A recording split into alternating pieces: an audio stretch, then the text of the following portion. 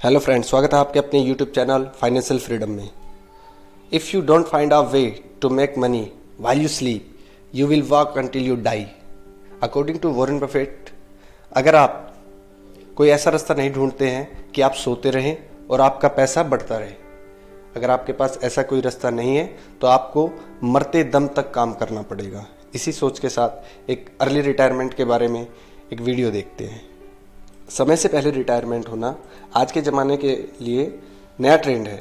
बदलते समय के साथ साथ लोगों की सोच भी बदल रही है और अब ऐसे लोगों की काफ़ी संख्या है जो 45 की उम्र में ही काम से रिटायर होना चाहते हैं और बाकी ज़िंदगी आराम से बिताना चाहते हैं। आमतौर पर 60 से 65 साल की उम्र को काम करने के लिए उपयुक्त माना गया है। हालांकि तेज़ी से बदलते समय और कार्यशैली में आए बदलाव के कारण अब काफ़ी सारे लोग इस उम्र तक पहुंचने से पहले रिटायरमेंट होना चाहते हैं। अगर आप भी बुढ़ापे से पहले रिटायर होना चाहते हैं और बाकी ज़िंदगी आराम से गुजारना चाहते हैं तो इसके लिए आपको एक योजना बनानी पड़ेगी।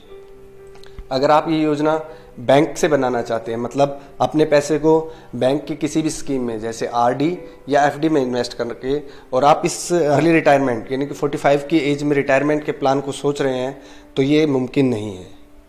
इसके लिए या तो आप जाके कौन बनेगा करोड़पति खेलिए या फिर किसी लॉटरी की टिकट जीतिए। अगर आप लॉटरी की टिकट जीत जाते हैं तो आप इस अर्ली रिटायरमेंट के गोल को आसानी से अचीव कर सकते हैं। बिकॉज इंडिया में जो बैंक का एनुअल रिटर्न है वो 7% पर एनम है और इंडिया का जो इन्फ्लेशन रेट है, मतलब महंगाई दर, वो भी 7% है। बैंक भी आपके 100 रुपये को पूरे साल में 7 रुपये बढ़ा रहा है और जो इन्फ्लेशन है, मतलब महंगाई है, वह भी जो 100 रुपये की चीज़ थी जो आज 100 रुपये की है वो एक साल बाद 107 रुपये की हो रही है। इन्फ्लेशन बैंक में रखे हुए पैसे को वैसे के वैसे रख रहा है। भला हालांकि वो 7 रुपये बढ़ रहे हैं बट इन्फ्लेशन भी 7 के हिसाब से बढ़ रहा है। तो इस गोल को अचीव करने के लिए बैंक आसान माध्यम नहीं है। इसके लिए सिर्फ एक ही माध्यम है और वो है इक्विटी। आप इक्विटी में ही पैसा इन्वेस्ट करके अपने पैसे को ग्रो कर सकते हैं। अभी तक के रिकॉर्ड के हिसाब से आप किसी भी इक्विटी फंड में पैसा लगाइए, आपका एनुअल रिटर्न एक लॉन्ग टर्म के बिहाफ से 12% से लेकर 15% रहता है। आप अपने इस पैसे को डायरेक्ट इन्वेस्ट कर सकते हैं या फिर स्मॉल केस के द्वारा इक्विटी मार्केट में इन्वेस्ट कर सकते हैं। और इसका एक और तरीका है इक्विटी फंड। आप किसी भी इक्विटी फंड जैसे इंडेक्स फंड या फिर small cap, mid cap, large cap, किसी में भी अपना पैसा इन्वेस्ट करके और आप इस जर्नी को आसान बना सकते हैं। ये इसे एक एग्जांपल से समझते हैं। एक मिडिल क्लास बंदा जिसकी सैलरी 35,000 रुपये है, उसकी एज 25 साल है और उसका जो मंथली एक्सपेंस है वो 20,000 रुपये है। मंथली एक्सपेंस में जैसे उसका grocery, health insurance, EMI, term insurance plans, बच्चों की फीस, छोटे मोटे सभी खर्चे मिला के उसका मंथली एक्सपेंस 20,000 रुपये होता है। वैसे तो अगर वो और भी काम ऐड कर दे, कुछ भी ऐड कर दे, तो ये 35,000 भी कम पड़ेंगे। बट उसका जो एक्चुअल जो मंथली एक्सपेंस है वो 20,000 रुपये है। और अकॉर्डिंग टू मी, अगर आप कोई भी फाइनेंशियल जर्नी को अचीव करना चाहते हैं या फाइनेंशियल फ्री होना चाहते हैं तो आपके पास ये 2 टूल होना बहुत ज़रूरी है। नंबर 1 हेल्थ इंश्योरेंस, नंबर 2 है टर्म इंश्योरेंस। आप कोई भी 10 लाख का हेल्थ इंश्योरेंस आराम से 1500 रुपये पर मंथ की EMI पे अच्छे से अच्छा इंश्योरेंस मिल जाएगा। और 1 करोड़ का टर्म इंश्योरेंस आपको पर मंथ 1000 रुपये की EMI में आसानी से मिल जाएगा, जो आपकी इस फाइनेंशियल फ्रीडम की जर्नी को आसान बना सकता है। आइए इस अर्ली रिटायरमेंट की जर्नी को एक एक्सेल सीट से ईजी और समझते हैं कि कैसे ईजी बनाया जा सकता है। बंदे की करंट एज है 25 साल और उसे रिटायरमेंट चाहिए 45 ईयर्स में। अभी जो मंथली एक्सपेंस है उसका 20,000 रुपये। तो इंडिया का जो इन्फ्लेशन रेट है, मतलब महंगाई दर है 7%, तो जो अभी 20,000 में काम चल रहा था तो 20 साल बाद उसे वो घर खर्च 77,000 रुपये में चलाना पड़ेगा।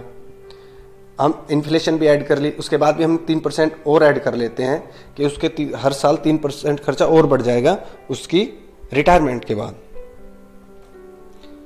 वो बंदे ने इस रिटायरमेंट को प्लान करने के लिए 2 लाख रुपए लमसम में डाल दिए और जो 15,000 रुपये बचे थे उसने उसे SIP में डाल दिया। जो इक्विटी में जो रिटर्न है, मतलब लॉन्ग टर्म के बिहाफ से, वो 12 से लेके 15% है।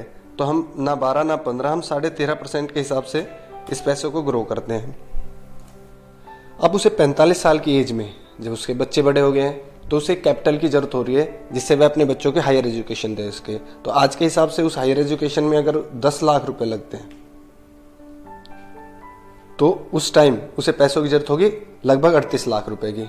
और 50 साल की एज में, अब घर भी पुराना हो गया होगा, रह रहे हैं, तो उस घर को रिपेयर या रिनोवेशन या अल्टरनेट एडिशन कराने के लिए उसे आज के हिसाब से 10 लाख रुपए लगेंगे, तो वो उस टाइम पे 54 लाख रुपए फिर से विड्रॉल कर लेता है।